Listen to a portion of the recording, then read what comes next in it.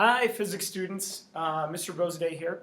I am going to talk to you about this cool launcher today and how we can make some predictions about it using some of the knowledge that we gained yesterday. Yesterday we did a really cool investigation of projectile motion in which you guys whiteboarded a whole bunch of stuff and you figured out things about acceleration in the x direction and things about acceleration in the y direction. Specifically, you found their values, and you also figured out that things were kind of independent in the x and the y direction. So when I launch a ball from this cool launcher, it's going to move in as a projectile, right? I have this set up in a very special way. I've got it set up perfectly level, perfectly horizontal. So we're going to look at a special case of a projectile, one in which the ball or the projectile is launched perfectly horizontally. We have kind of a fun special name for that here at Stevenson Physics, and we call these bomber problems. We can tell you more about where that name came from later. So, a couple things that I know about this. I know two things about this launcher. I know it has 3 settings, and on the 3rd setting, the initial velocity of that ball coming out of there is pretty darn strong. Ow. In fact, it is initial velocity of, I wrote it down, 9.6 meters per second. So I know that the initial velocity coming out of here is 9.6 meters per second. The other thing I know is how high this is off the ground. I measure the height to be 1.18 meters. What's awesome is using kinematics, our kinematics equations, and our understanding of projectile motion in the x and the y direction, and those 2 values that I measured, that alone will allow us to predict where the ball is going to land. So we're going to do that. We're going to calculate and predict where the ball is going to land and test it out. It's pretty cool. Let's do it. Oh, like I said, we're going to make some predictions about this launcher when it's set perfectly horizontally, right? So we're going to do a perfectly horizontal launch, and we call that a bomber problem. And what we're going to do is we're going to take the values that I told you we know about this setup, and we're going to use those to predict where the ball is going to land. That distance in the x direction, as far as where the ball is going to land, we call that the range that the object, the projectile or the ball travels. Now, like any good kinematics problem, the first thing you want to do is you want to draw a diagram. So let's start by doing that. Here is the ledge that the launcher's on. Here's the launcher. And the ball is going to get launched or fired out, and it's going to follow a path kind of like this. Okay, so that's a good start. The next thing we need to do is we need to add our origin, 0, 0. That's a really important thing to do. Now there are 3 places that you might consider putting it, kind of like intuitive places. You might consider putting it where the ball starts, you might consider putting it on the ground where the ball lands, or you might consider putting it directly below the ball on the ground. That's the spot I recommend you choose when you have enough information that you can use that spot. And we do in this case because we know the height of the object. So I'm going to choose to put my origin 0, 0 right there. Let's label on our diagram the values of some of the things that we know that I said. So for example, I told you that we know that this is 1.18 meters high. So 1.18 meters high. I also told you that we know that this gets launched or fired at a velocity of 9.6 meters per second. Notice that I drew that perfectly horizontal because, well, as we've mentioned, it's going to get fired out perfectly horizontal. Okay, so the next step is to list our variables. But as we discussed, as I mentioned earlier, previously we've only studied things that move in the x direction or the y direction alone. But a projectile moves in both the x and the y direction. So we need to list our variables in both the x and the y direction. So in the x direction we got dO, dF, VO, VF, A, and T, acceleration and time.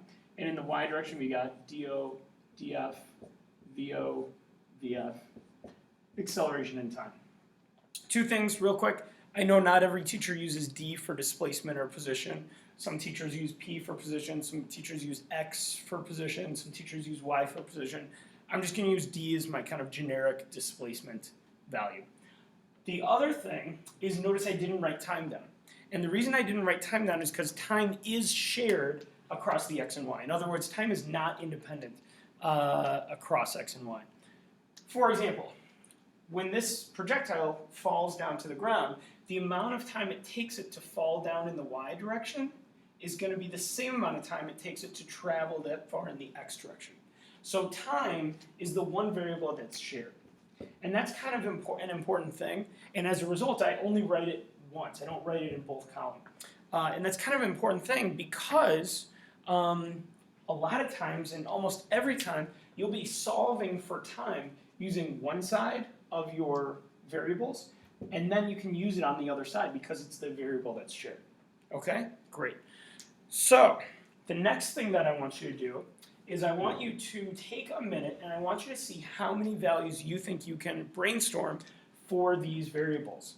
I'll give you 2 hints. First thing is I want to tell you that you want to think about our investigation yesterday. Think about what we said about acceleration in the x direction, acceleration in the y direction for a projectile. Second thing that I want to tell you is that if you're really good at kind of visualizing these variables, these values in those variables, then you should actually be able to come up with 8 values. So I'm going to give you about 1 minute's time, and I want you to just kind of brainstorm any values that you think you can come up with before I show you. Okay, ready, set, go, brainstorm.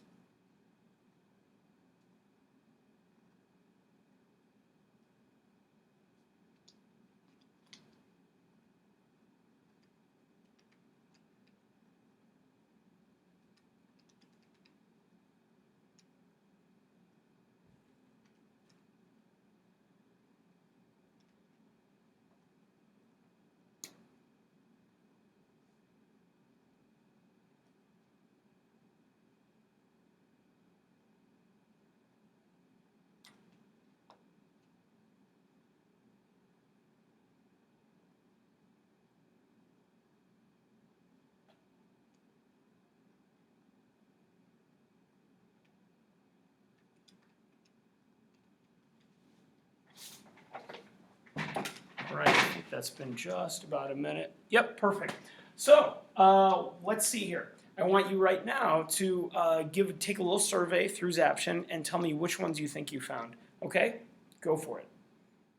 Awesome. So let's see how you did. Here are the values that you should have been able to brainstorm.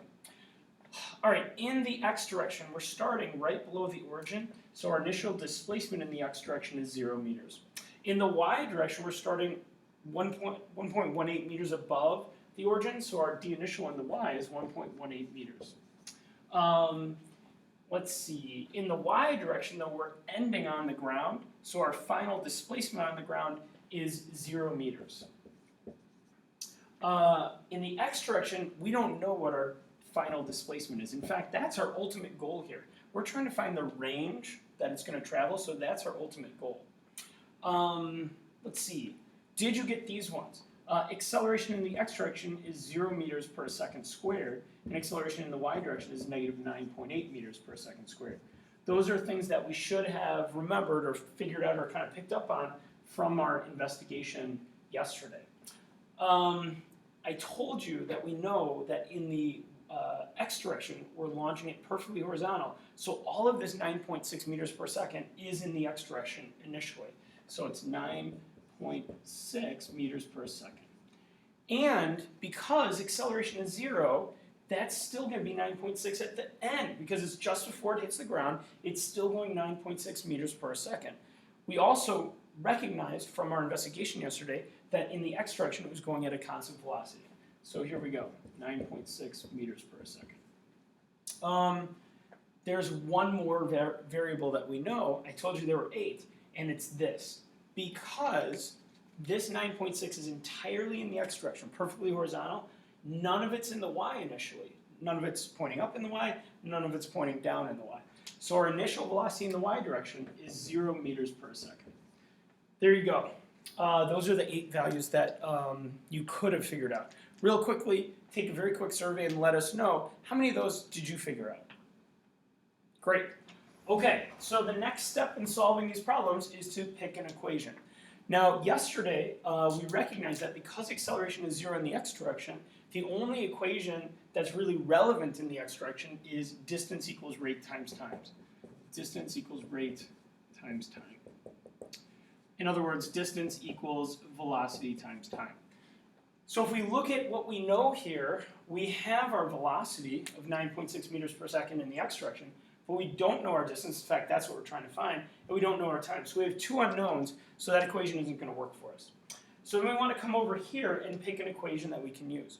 Like I said, kind of a in-between goal is to find time. So we're going to use our y values to find time, and then we'll be able to find d final in the x direction. So you might think to yourself, well, I want to choose this equation to work with.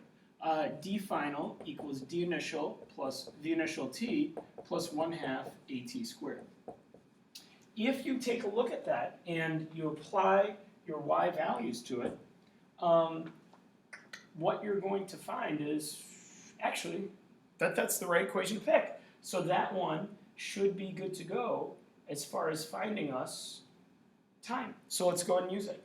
The first thing we want to do is we want to get rid of any zeros that are in there. So this guy's 0 and this guy's 0. So what this shows us is that 0 equals 1.18 meters plus 1/2 times our acceleration, which is negative 9.8 times t squared. Can move our 1.18 over. 1/2 of negative 9.8 is negative 4.9, so we can divide that in square root. So what we find is the square root of negative 1.18 over negative 4.9 is going to give us our time. And if you plug that into your calculators, you should find that that's going to give us a time of 0.49 seconds. So 0.49 seconds is going to be the time it takes for this object, for this projectile, to reach the ground. So we know that it takes it 0.49 seconds to do this, to fall down this far and to move this far in the x direction. So now we found our time, 0.49 seconds. The next thing we can do then is now we can use our distance equals rate times time in the x direction to solve for the d final. And then we're all set. So distance is our unknown. That's going to equal our velocity, which is 9.6 meters per second, times time, which is 0.49 seconds. Multiply those together to find our d final, and what you come up with is 4.7 meters. So 4.7 meters is the distance that that ball is going to travel in the x direction while it falls to the ground. Cool, there it is. What did I tell you? I told you that all we needed was to know the height of our launcher and the initial velocity, and with those two values, we could use all our other physics knowledge of kinematics to predict where that ball is going to land. So let's test it out. Okay, here we go. Let's test this out. I've got my launcher here, and I put a calculator lid right at 4.7 meters. Now I'm just going to fire this out right horizontally, and we'll see if our physics got the location right, the range right. All right, so I set this to the highest setting. I'm making sure that it's perfectly horizontal. And now, 3, 2, 1. Hey, there it is. We nailed it, spot on. So physics predicted the range just right at 4.7 meters. Hopefully you enjoyed this. Hopefully you followed this all